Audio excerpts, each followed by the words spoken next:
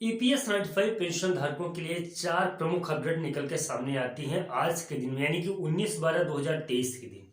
वो कौन कौन सी अपडेट थी उसी के ऊपर हम लोग बात करने वाले हैं। सबसे पहले तो सिर्फ कागजाती जो वादे हो रहे ईपीएस 95 पेंशन धारकों के लिए उसके ऊपर बात करेंगे।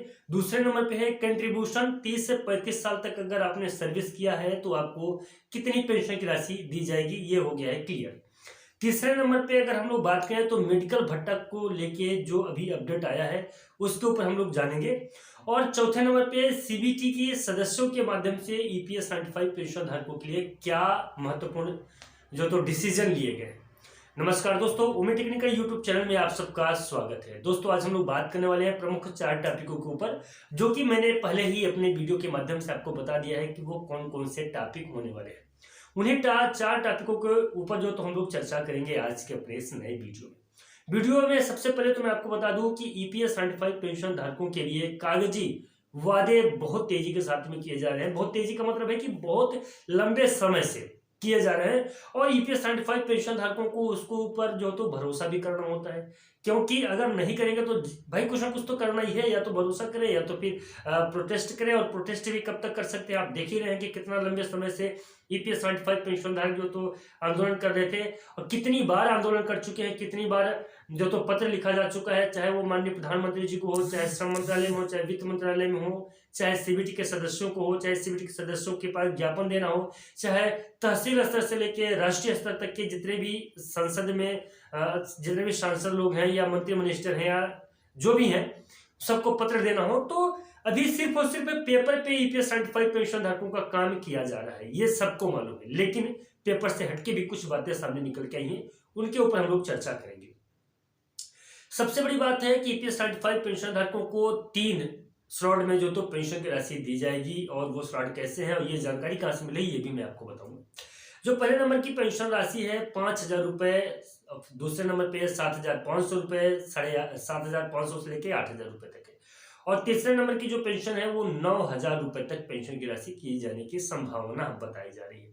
संभावना मैं क्यों बोल रहा हूं, इसके ऊपर भी हम लोग चर्चा करेंगे। अच्छा, मेन इसका स्ट्रक्चर कैसे तैयार हुआ है, यानी कि इसका पहले बात तो आधार बेस को समझ लेते हैं कि ये आधार इसका क्या है। इसमें महत्वपूर्ण बात है कि कंट्रीब्यूशन आपने कितना किया है। 7,500 रुपए से लेके 8,000 वालों के लिए ये इंपॉर्टेंट चीज है। हालांकि अगर हम इस पे बात करेंगे कि 5,000 रुपए किसको पेंशन मिलेगी, 9,000 रुपए किसको पेंशन मिलेगी, तो 5,000 रुपए मिनिमम पेंशन की ये होगा, और उसमें भी उसके कंट्रीब्यूशन के आधार पर रहेगा कि कम से कम जो जितने कम जो तो कंट्रीब्यूशन किया है उनको 5,000 रुपए, उससे ज्यादा जो कंट्रीब्यूशन किया है उसको 7,500 रुपए प्लस 8,000 रुपए तक जा सकता है, और जो जिनका हाई कैलकुलेशन होगा, हायर कंट्रीब्यूशन होगा, उनको 9,000 रुपए तक की पेंशन राशि दी जाएगी। लेकिन ये जो 9,000 रुपए की पेंशन राशि दी जाएगी वो 9,000 रुपए की पेंशन राशि हायर पेंशन राशि की कैटेगरी में चले जाएंगे वो लोग। जिनको जिनको हायर पेंशन की राशि दी जाएगी उनको उनकी पेंशन तो 9,000 रुपए हो जाएगी, ऐसा कहा जा रहा है। लेकिन अगर 7,500 रुपए जो जितने भी ईपीएस 95 पेंशन धारक हैं, जो आज की डेट में अगर जो बातें चली उन बातों को ध्यान में रखेंगे, तो कंट्रीब्यूशन आपका 30 से 35 साल तक होना अनिवार्य है। यानी कि 30 से 35 साल तक आप कंट्रीब्यूशन किए हों, और साथ ही साथ में आपकी जो सैलरी हो उसी सैलरी पे आपका कंट्रीब्यूशन हुआ हो। जो बेसिक बेस की बात करेंगे, बेसिक सैलरी की बात करेंगे, तो 15,000 रुपए आपकी बेसिक सैलरी होनी चाहिए। बेसिक सैलरी पे आपका जो पैसा कटा है वो पैसा अगर कटा होगा 30 से 35 साल तक लगातार, तो आपको 7,500 रुपए तक की पेंशन राशि दी जाएगी। ये एक महत्वपूर्ण बात है।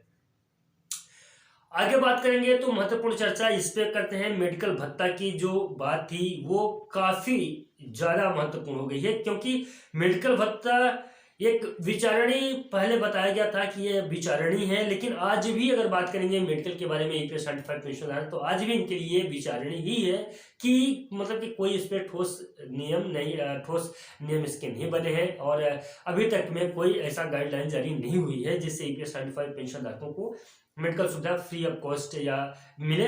लेकिन ऐसा उम्मीद है कि मेडिकल भत्ता इनको दिया जाएगा, क्योंकि सैलरी इनकी बहुत कम थी उस समय भी, और आज के डेट में भी अगर देखेंगे तो इनको पेंशन की राशि बहुत कम दी जा रही है, इसलिए मेडिकल की सुविधा इनको मिलनी चाहिए। अब यहाँ पे जो सबसे अहम बात है कि सीबीटी के जो बैठकें होती हैं सीबीटी के सदस्यों के माध्यम से, तो क्या सीबीटी में अभी अभी वही बात है या नहीं। तो मैं आपको यहाँ पे एक खुशखबरी देना चाहता हूँ कि सीबीटी के सदस्यों के माध्यम से ईपीएस 75 पेंशन धारकों का जो पेपर वर्क था वो कंप्लीट हो चुका है, फाइनल हो चुका है, यानी कि वहां से तो उसी के आधार पे ये अपडेट सामने निकल के आई है कि सीबीटी के सदस्यों के आधार पे पेपर वर्क कंप्लीट हो चुका है। ईपीएस 75 पेंशन धारकों को हायर पेंशन की राशि मुहैया कराई जाएगी।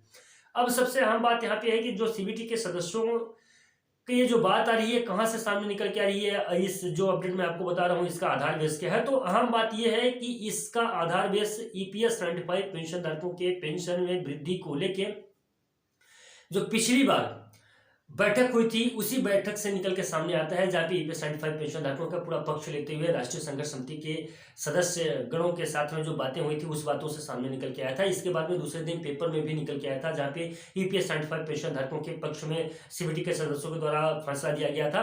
और तीसरे नंबर के बाद ईपीएस 75 पेंशन धारक स्वयं जब जाके राष्ट्रीय संघर्ष समिति के सदस्यगण थे, माननीय कमांडर अशोक रावत जी के सहयोगी जो थे वो सब गए थे सीबीटी सदस्यों के साथ में मिलने के लिए, तो उनको बल अपने अंदर बुला के अच्छे से और उनको समझाया था कि ईपीएस 75 पेंशन धारकों को पेंशन में वृद्धि की जा रही है। ये सारी चीजें, ये आधार बेस है। तो दोस्तों उम्मीद करता हूं कि ये जो मैं जानकारी आपको दे रहा हूं ये जानकारी बिल्कुल आपको पसंद आई होगी और जानकारी अच्छी भी लगी होगी। अगर जानकारी अच्छी लगी हो तो प्लीज चैनल को सब्सक्राइब करें। मिलते हैं नए वीडियो में और नए अपडेट में, तब तक के लिए नमस्कार, जय हिंद, जय भारत।